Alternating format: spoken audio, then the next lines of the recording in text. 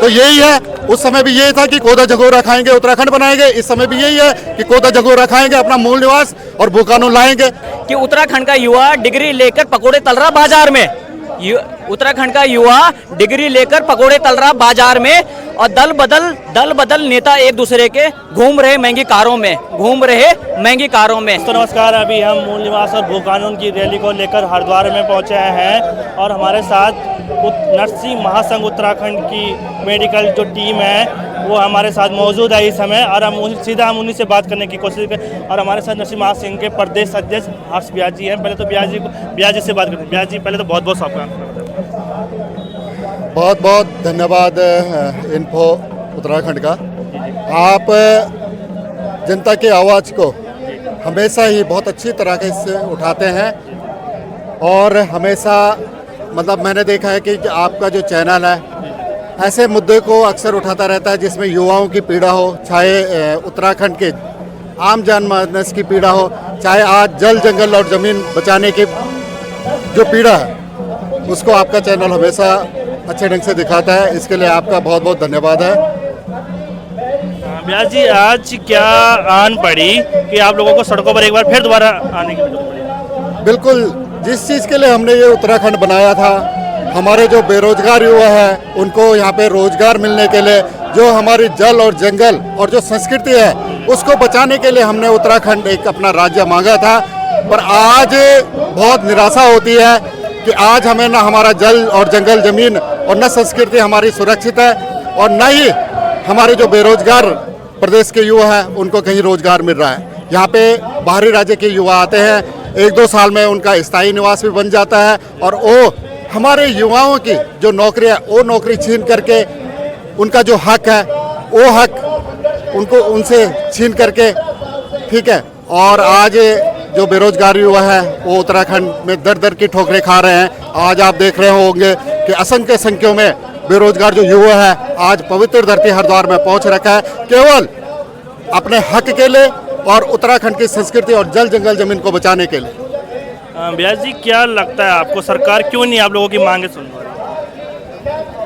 सरकार, देखो, सरकार पे कंट्रोल है अभी दिल्ली से, और जैसा दिल्ली में बोला जाता है वही यहाँ पे होता है। तो मैं स्पष्ट शब्दों में धामी जी को बोलना चाहता हूँ कि आप युवा नेता हैं और युवाओं की पहली पसंद है आप, और जब आप पहली बार मुख्यमंत्री बने थे तो उत्तराखंड के जो बेरोजगार युवा और जो युवा है उनको आस थी कि धामी जी हमारी तरफ जरूर ध्यान देंगे, कहीं न कहीं युवाओं की बात करेंगे।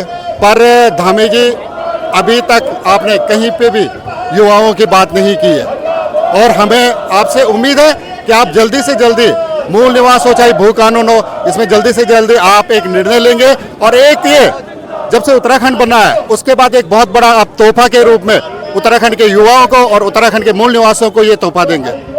युवा भी, मुख्यमंत्री भी तो एक युवा है, पर उनकी युवाओं की जैसे सोच क्यों नहीं है? हाँ, बहुत बड़ी विडंबना है, क्योंकि युवाओं की पहली पसंद थी धामी जी को मुख्यमंत्री बनना, पर आज जो उत्तराखंड के युवा है कहीं ना कहीं निराश दिखाई दे रहे हैं, क्योंकि ना उनको रोजगार मिल रहा है, ना उनके हक की बातें हो रही है। अगर आज युवा अपनी आवाज़ बुलंद करता है तो युवाओं को डरा धमका करके उन पे ऐसे ऐसी धाराएं लगाई जाती है कि युवा डरा का डरा ही रह जाता है। लेकिन कल मैंने एक रैली निकाली थी, बॉबी पवार ने भी कल एक रैली निकाली थी बेरोजगार को लेकर, लेकिन उन्हें रोक दिया गया सीएम आवास से पहले, और उन्हें घसीटते हुए इस तरह से लिखाया गया जैसे उन्होंने कोई अपराध करा। तो किस तरह से? जी बिल्कुल, बहुत युवाओं में निराशा है और एक रोष भी है, क्योंकि हमें नहीं पता था कि हमारी सरकार ऐसे करेगी। हमें यह मालूम था कि जिस सरकार को हमने बनाया है वो हमेशा हमारी आवाज़ सुनेगी और हमारे हक की बात करेगी। अगर हम आज अपना आवाज़ उठा रहे हैं तो सरकार को इस बार सोचना चाहिए, न कि जो बेरोजगार युवा है जो सड़कों में बैठ रखे हैं उनको तुम डरा धमका करके उनको गिरफ्तार कराओ और उन पर लाठीचार्ज करो। बहुत ही निंदनीय विषय है, और पूरे उत्तराखंड के जो बेरोजगार युवा है जो सड़कों में आज युवा है उनमें रोष है। और कहीं ना कहीं अब जो 2027 के चुनाव आ रहे हैं तो इसको मद्देनजर रखते हुए धामी जी को इसमें बहुत बड़ा फैसला लेना पड़ेगा कि युवाओं के हक की बात करनी पड़ेगी, उत्तराखंड के हक की बात करनी पड़ेगी, तभी जाके कुछ आगे सरकार बन सकती है। नहीं तो आगे 2027 में पूरा युवा एकजुट होकर के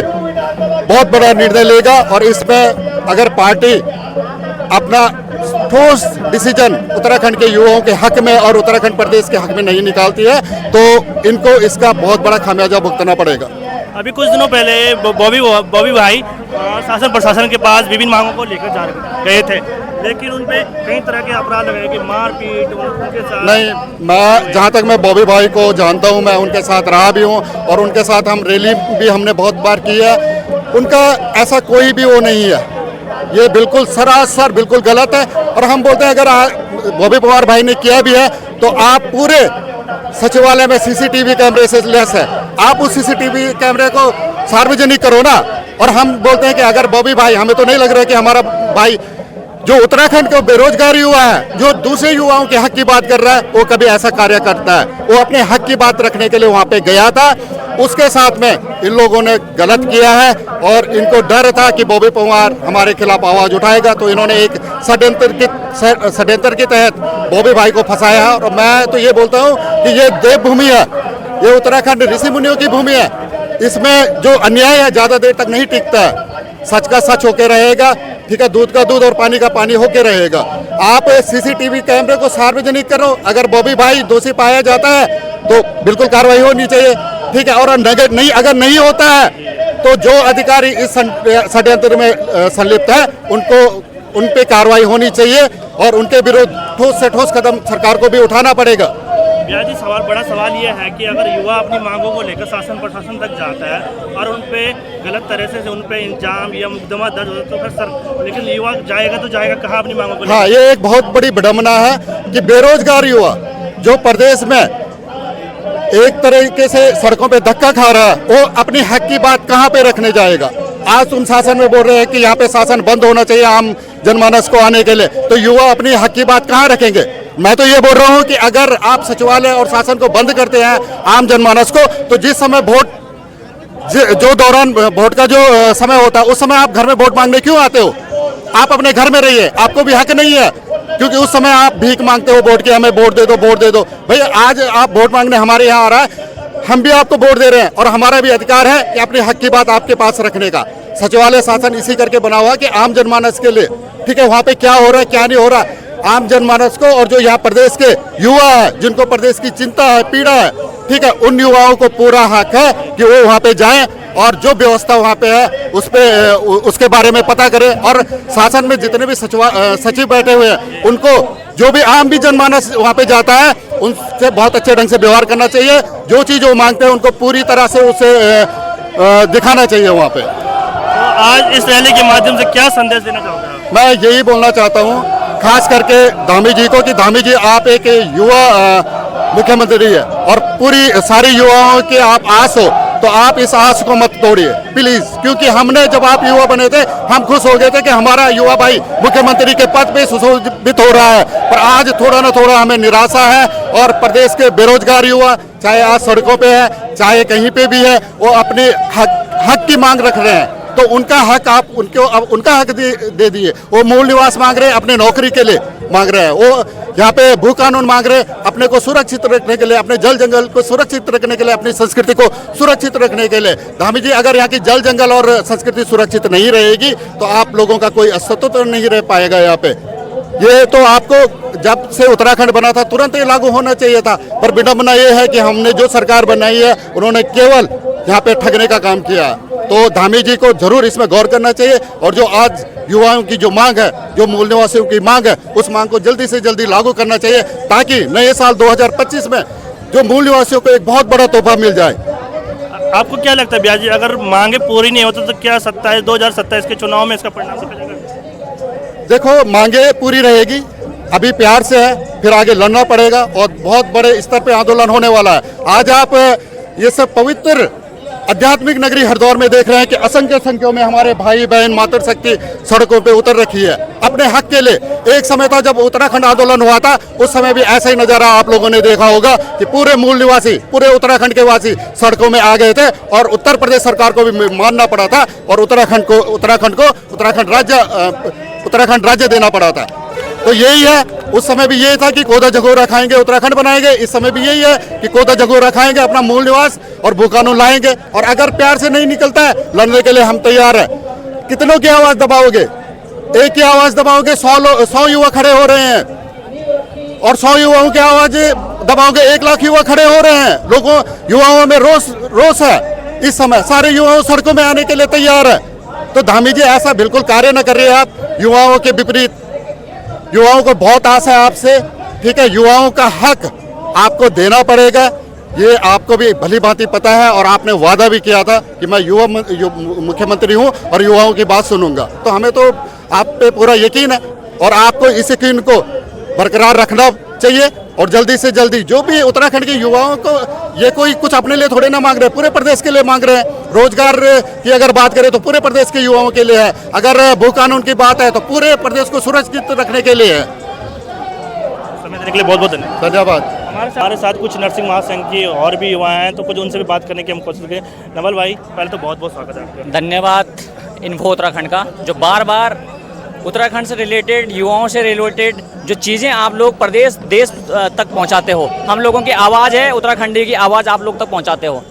आप लोग आज देख रहे हो, एक बार फिर आध्यात्मिक नगरी हरिद्वार में हम सब लोग मूल निवास भू कानून के लिए आए हैं। इससे पहले तीर्थ नगरी ऋषिकेश में मूल निवास के लिए हम लोगों ने संघर्ष किया था, और उत्तराखंड भू कानून समिति संघर्ष समिति के साथ उत्तराखंड महासंघ ने बढ़ चढ़ कर ना हिस्सा लिया था, बल्कि मेडिकल टीम की पूरी व्यवस्था वहां पर भी थी, और मेडिकल टीम की नरसिंह महासंघ की व्यवस्था आज भी है।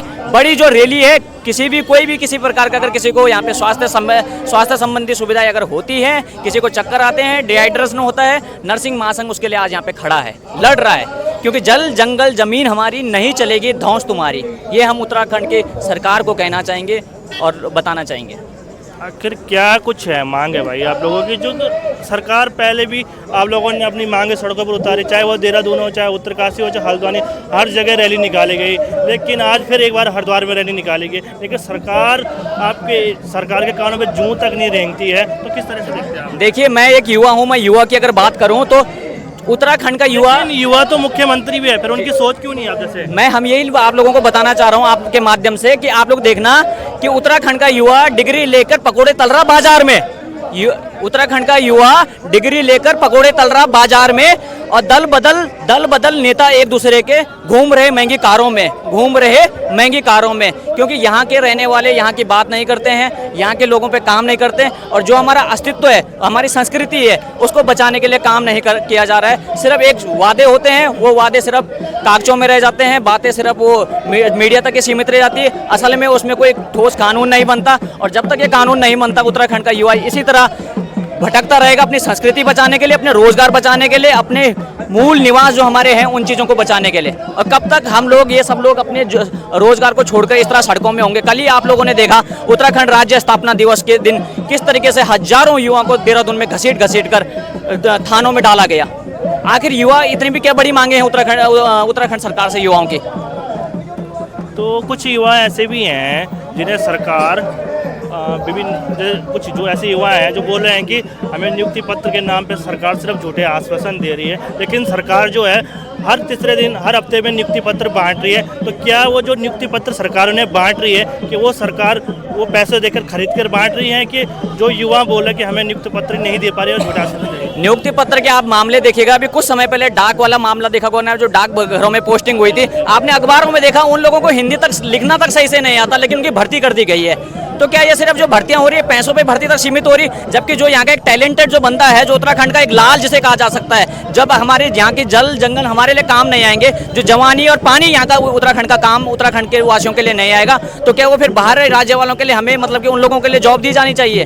तब वो लोग हमारे डाकघरों में या किसी भी अन्य संस्कारी संस्थान में जो कार्य कर रहे हैं, फिर कल के दिन आप बोलते हैं कि ये गलतियां निकल गई है, वो गलतियां गई है। जब टैलेंटेड बंदा आपके पास उत्तराखंड में मौजूद है, तो आप उसको अवसर दीजिए, न सिर्फ कागजी बातें करिए, न चुनावी वादे करिए, क्योंकि 2027 में चुनाव है। आप लोगों को इन युवाओं के पास चुनाव के लिए वोट लेने के लिए आना पड़ेगा। उस समय युवा आपको दिखा देगा युवा की ताकत। और अभी आप केदारनाथ चुनाव में देखने वाले हैं, बहुत बड़ी जो संख्या में वहाँ पे जो मतलब कि प्रदर्शन है, जो युवाओं के अलग अलग संगठनों का समर्थन है, क्योंकि युवा ही है जो बैकबोन कही जाती है हर चीज़ की। तो आप युवाओं के रोजगार के लिए उनको दबाए ना, उनको आगे उनके लिए बात करें, उन लोगों के लिए रोजगार दें।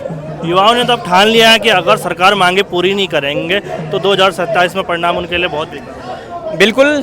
अगर हम लोगों की सरकार से क्या मांगे? हम लोग जब 5 सालों में इलेक्शन होते हैं, हमारे पास सरकार अपने जो लेके आती हैं मांगे कि हम आप लोगों के लिए ये कार्य करेंगे, ये कार्य करेंगे।